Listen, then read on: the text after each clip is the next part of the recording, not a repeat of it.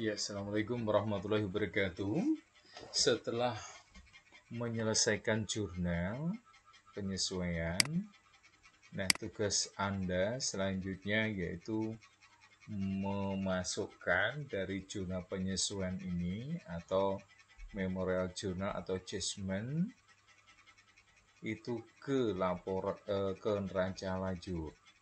Jadi ini masukan dari semuanya, misalkan dari kita lihat. Nah, ini kita lihat cash in bank. Nah, cash in bank kodenya ini 11 ini kita cari kode 11 ini kita masukkan ke sebelah debit ya. Nah, ini kita masukkan 5070 dan seterusnya. Ini masukkan. Nah, ini kita masukkan ke semuanya jurnal penyesuaian. Nah, ini seperti ini hasilnya. Nah, selanjutnya kita misalkan dari debit ketemu debit dari trial balance, kemudian adjust journal interest. Nah, selanjutnya masukkan ke adjust trial balance. Nah, ini tambahkan, kalau debit temu debit tambahkan. Kemudian ini petty cash-nya, ini karena tidak ada adjusting journal interest-nya tidak ada, jadi langsung nilainya 623 ini. 6325. Nah, ini kita tulis di sini ya. Kemudian condisible juga tidak ada jurnal penyesuaian, jadi langsung. Kemudian selanjutnya ini allowances for bad debt, itu sebelah kredit ketemu kredit, jadi totalkan masukkan ke sebelah kredit. Kemudian merchandise inventory tidak ada jurnal penyesuaian, jadi langsung nilainya yang di trial balance kita masukkan ke adjust trial balance. Selanjutnya yaitu office supplies, ada debit ketemu kredit. Nah, kita selisihkan. Nah, ini selisihnya banyak yang mana? Nah, kalau sebanyak yang debit masukkan sebelah debit, kalau seandainya banyak kredit masukkan sebelah kredit. Kemudian prepaid insurance, ini ada debit, kemudian ada kredit ya. Kalau trial balance-nya sebelah debit, kemudian adjusting journal interest-nya sebelah kredit. Nah, selisihkan banyak mana? Nah, banyak debit masukkan ke sebelah debit dan seterusnya. Nah,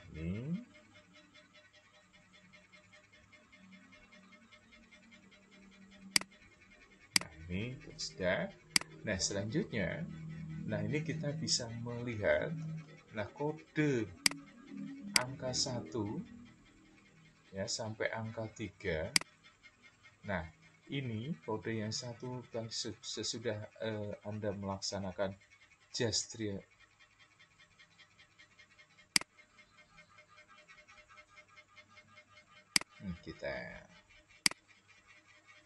Kita selanjutnya kalau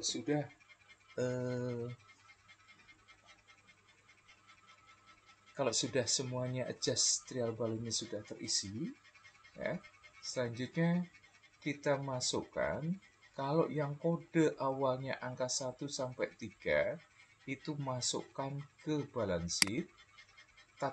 Selanjutnya kalau yang 4 sampai 9 kodenya Anda masukkan ke income summary.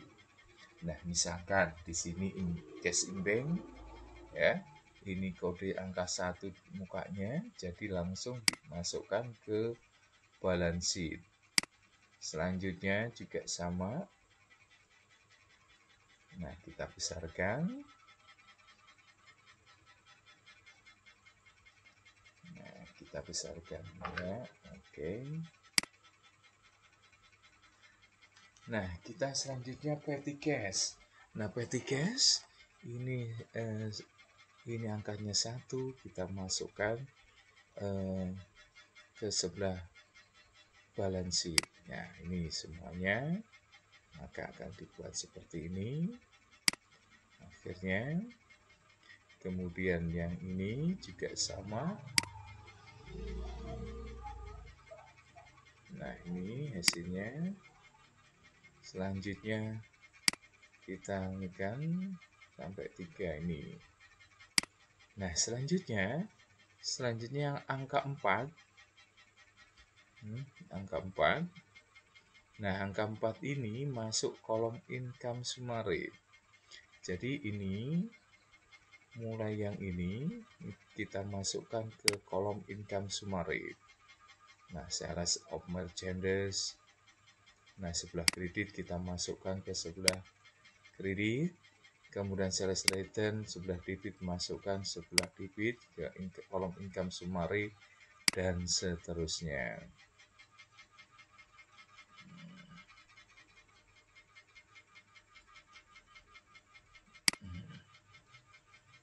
Ini kalau sudah kita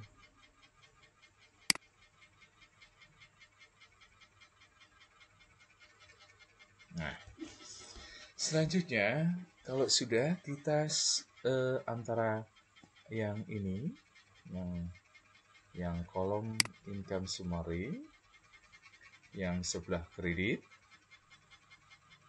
ya, sebelah kredit totalnya 481, kemudian debitnya 4516 ini. Nah, selisihkan. Nah, banyak yang mana? Nah, karena banyak kredit, nah selisihnya masukkan ke sebelah debit. Jadi selisihnya ini masukkan sebelah debit senilai 165. Kemudian selanjutnya ini yang di kolom balance sheet itu 172.259.500 selisihkan dengan sebelah debit. Nah, selisihnya adalah 165.064.500. Nah, kalau seandainya inilah yang disebut dengan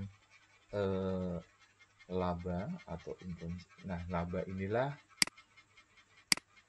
Nah, ini harus sama antara yang income summary dengan yang balance sheet harus sama nilainya. Kalau tidak sama berarti ada terjadi kesalahan. Nah, selanjutnya totalkan. Nah, seperti ini jadi balance. Nah, seperti ini. Nah, itulah untuk worksheet-nya. Nah, kalau sudah mengerjakan worksheet, tugas Anda yaitu mengerjakan laporan apa istilahnya, mengerjakan laporan laba rugi atau istilahnya income statement. Nah, kita masukkan, kita buat ya. Nah, kita lihat.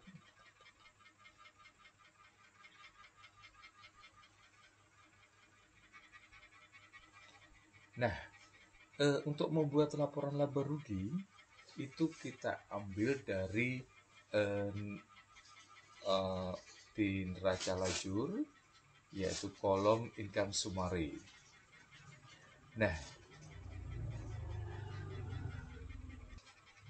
ya, kita lanjutkan ke laporan laba rugi. Kita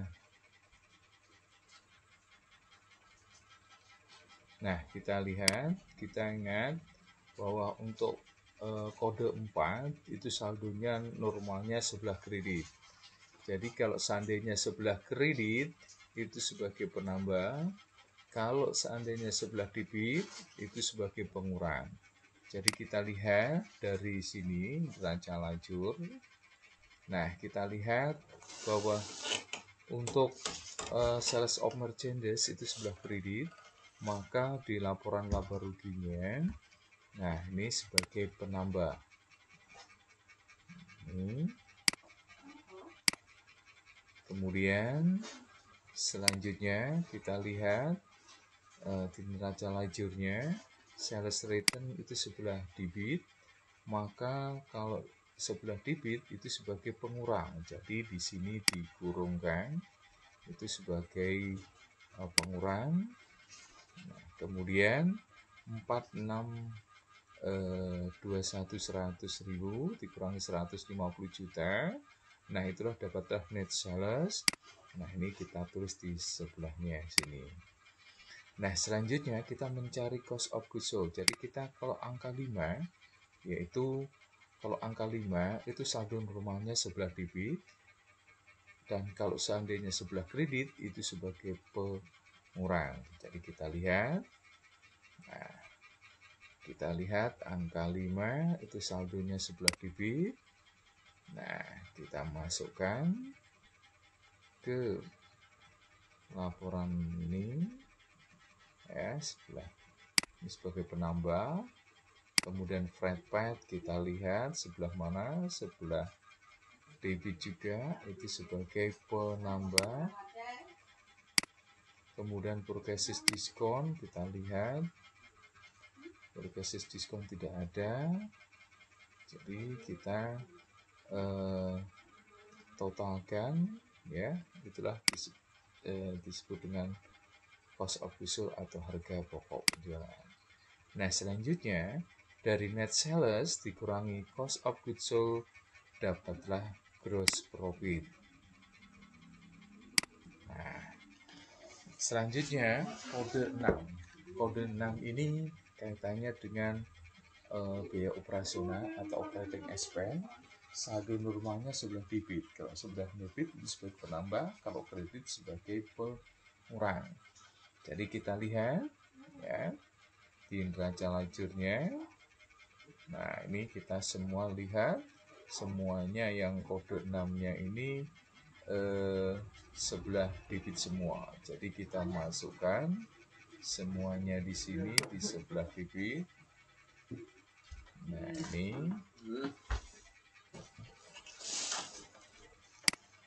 Nah, ini kita totalkan. Nah, kita totalkan di sebelah sini semuanya.